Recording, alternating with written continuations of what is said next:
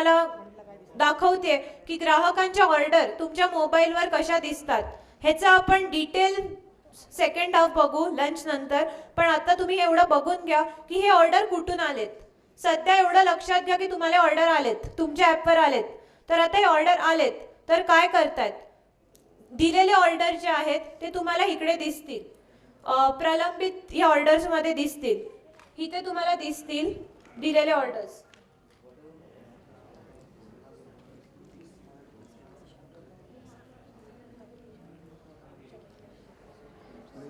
जर कोणी पेटीएमनी पैसे भरलेत, ऑनलाईन ट्रान्झॅक्शन केलंय, तर हे जिथे कॅश ऑन डिलिव्हरी लिहिलंय तिकडे ट्रान्झॅक्शन ID असं लिहून येईल, म्हणजे त्यांनी पेमेंट ऑनलाईन भरलंय.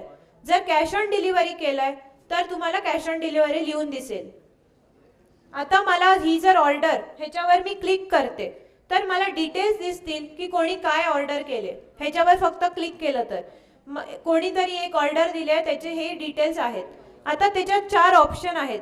संपादन म्हणजे कधी कधी ग्राहक आपल्याला फोन करून सांगतात मी चुकीची ऑर्डर दिले, मला वाढवायचंय, मला कमी करायचंय, मला हे नकोय. तर तुम्ही त्याप्रमाणे एडिट करू शकता. एडिट करणं म्हणजे काय, एडिट करू शकता.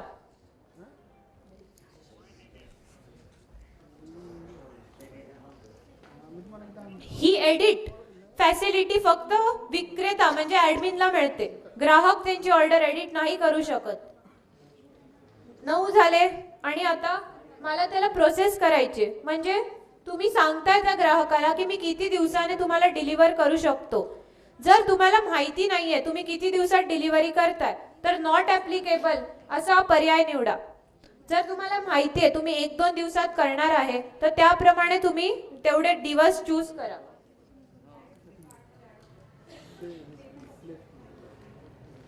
आता एक ऑर्डर होती जी मी दिलेली ऑर्डर होती कोणाची तरी, ती मी प्रोसेस केले.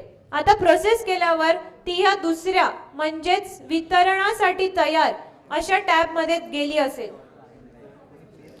आता राज ह्याची ऑर्डर सेकंड टॅब मध्ये गेले. म्हणजेच काय की तुम्ही त्या पर्सनला प्रॉमिस केलंय की आम्ही ही ऑर्डर तुमच्यासाठी डिलिव्हर करू, तयार आहे डिलिव्हर करू असं तुम्ही सांगितलंय. जर तयार असेल, तुम्ही डिलिव्हरी डेट 7 दिवसांनी चूज केली होती म्हणून डिलिव्हरी डेट इथे लिहून येते. आज चूज केलेली ऑर्डर 28 तारखेला तुम्हाला दिसणार, त्याला मिळणार आहे. आता तुम्ही 8 दिवसानंतर ही ऑर्डर त्याला वितरित केली तर तुम्ही ह्याच्यावर फक्त सिलेक्ट करा आणि वितरित साठी रेडी असेल तर वितरित असा पर्याय निवडा.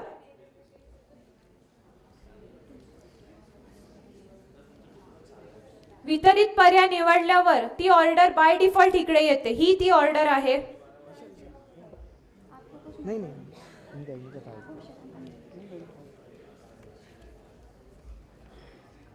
आणि जर पैसे जमा नसतील झाले तर तुम्ही त्या ऑर्डरवर क्लिक करून जमा असा पर्याय निवडू शकता.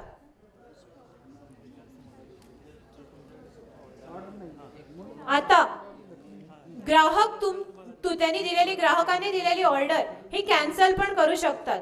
कधीपर्यंत कॅन्सल करू शकतात, जोपर्यंत ती ऑर्डर प्रलंबित म्हणजे दिलेल्या ह्या टॅब मध्ये आहे तोपर्यंतच ते ग्राहक ऍप मधून ऑर्डर्स कॅन्सल करू शकतात.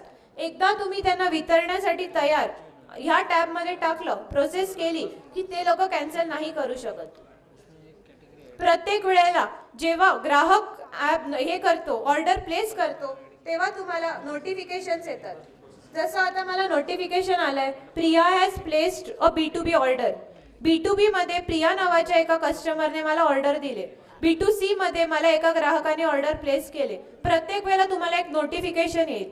तुमचा स्टॉक कमी असेल तरीही तुम्हाला 10च्या खाली स्टॉक गेला तर तुम्हाला नोटिफिकेशन येईल युअर स्टॉक इज लो.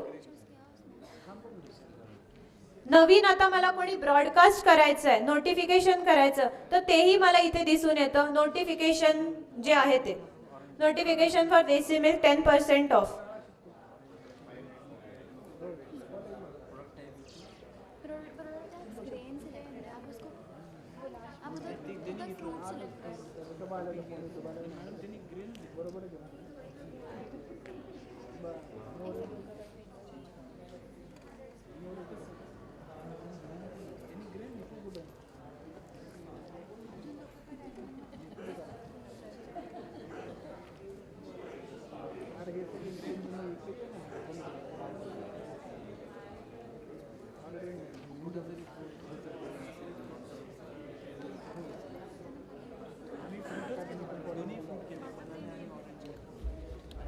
तुम्ही आता लिहून ठेवा आणि आपण आता लंच साठी जाऊया. त्याच्या आधी तुम्ही प्लीज लिहून ठेवा प्रश्न उत्तर.